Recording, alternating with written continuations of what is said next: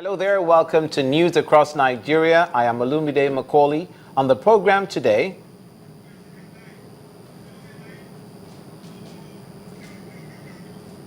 a police officer in Ogun State is accused of brutality in the case of assaulting a woman.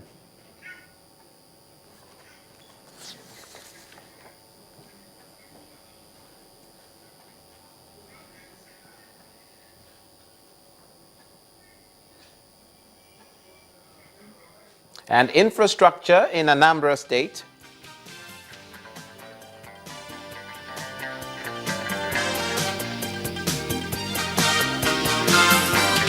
While in the North Central, the Department of Petroleum Resources shut down airing petrol stations to sell above the official pump price.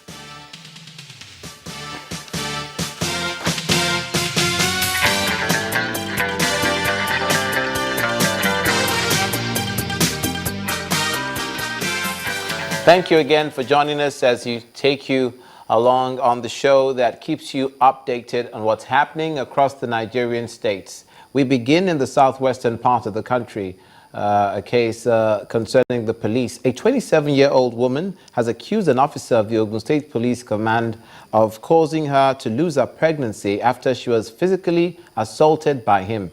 Risikat Bamidele, a non-academic staff of the Catholic Comprehensive High School in Abeokuta, alleged that she was assaulted and brutalized by a divisional police officer attached to the Idiaba station.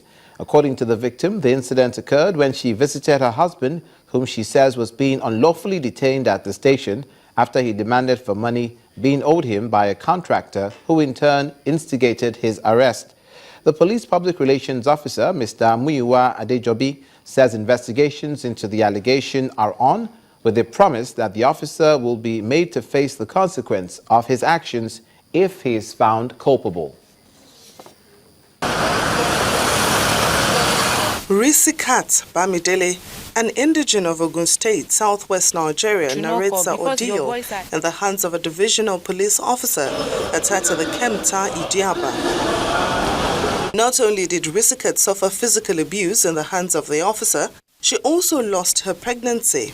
The victim, who managed to speak to journalists from a hospital bed, says her scene was that she tried to visit her husband, who was in detention. They are just harassing me, push me.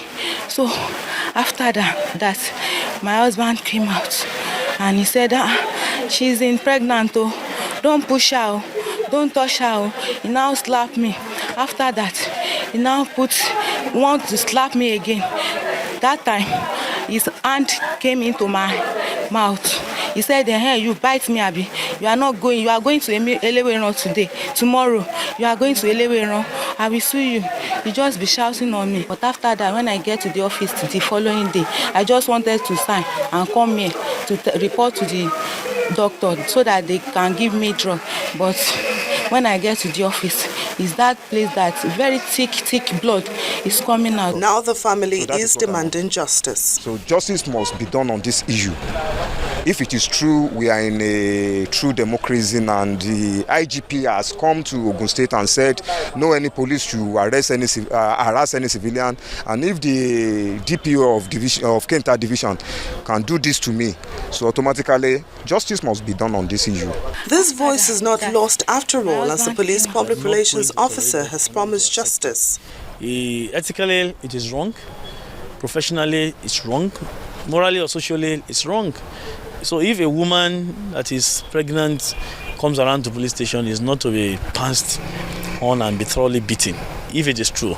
But I want to assure our people that the matter will be thoroughly looked into. This case comes up at a time when the police authorities are clamoring for civility and respect for human rights. So the Bamidele family may not wait for too long before they get justice. From the south to the northern part of the country, the Kano State Governor has visited the scene of the fire incident at the government girls' boarding secondary school, where 7 students were confirmed dead. 21 other students were also injured in the Jogana fire outbreak.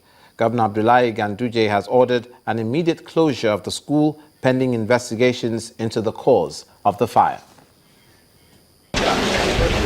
This is the aftermath of the fire incident at one of the hostels in Government Girls Boarding Secondary School, Jogana, in Kano State 2 days ago. Now, the state governor has come to see the extent of the damage and also to commiserate with the school authorities over the death of the 7 students and many others that were injured. It is unfortunate that this incident has a high prevalence in this school. This is not the first time it happened. In fact, this is not the second time it happened. But all our indications, all our investigation has not revealed any source of this infant. An emotional principal narrates how the fire started at the Sani Yaro Ahmed hostel. According to her, the children were helpless because the fire service could not reach the school in time as a result of the distance between the school and the capital city. The fire just started from inside the hostel, just like this one that happens just now. We've had several fire incidents before now, but this one is more devastating because we lost our students. Unfortunately, we could not find out the source or cause of the fire. Describing the incident as unfortunate, Governor Abdullahi Ganduje promises to reconstruct the school and also put in place all necessary safety apparatus. The hostel that has been destroyed and the other hostel that was destroyed before, inshallah, we shall commence construction of these hostels so that the students can continue undertaking their lessons in this very important school. I urge the parents of those who lost their lives to believe that it is an act of God, so that they continue praying to Allah subhanahu wa ta'ala. The governor also visits parents of the affected victims and condoles with those who lost their children during the fire incident. In the meantime, investigations have been launched into the fire incident to ascertain the root cause of the inferno and how to forestall future incidents. From the north to the south, a top socio-political organization, the Benin Forum, has lauded the efforts of Governor Adams Oshiomhole of Edo State in the area of infrastructural development. The group, led by Esso of Benin Chief David Edebiri, expressed this opinion during an inspection tour of projects with Governor Oshiomhole to the Queen Ede Gully erosion site and Upper Seloku area. They said they were satisfied at the remarkable progress made by the present administration in dealing with the flood devastation. Members of the Benin Forum are on a tour of some project sites in Edo State. Governor Adams Oshiomhole is their guide, and he conducts them round the construction work at the Queen Ede Gully erosion site and the Upper Seloku area. There is no distribution for the but now with that, probably water now gets. Impressed with the level of work done, the leader of the delegation, Chief David Edebiri, is full of praises for Governor Oshiomhole. And not what we used to have here in this state, where few people appropriated public and state money as their own personal money. So I thank the governor for doing what he's doing for the people of Edo State in general, and for Benin City residents in particular. I'm impressed, and I think everybody will be impressed. Professor Gregory Akenzua speaks in a similar fashion. And we're highly impressed.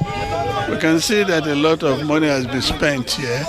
Those who knew the difficulty of this terrain, and many people who had abandoned their homes and because of the flood, now they are returning.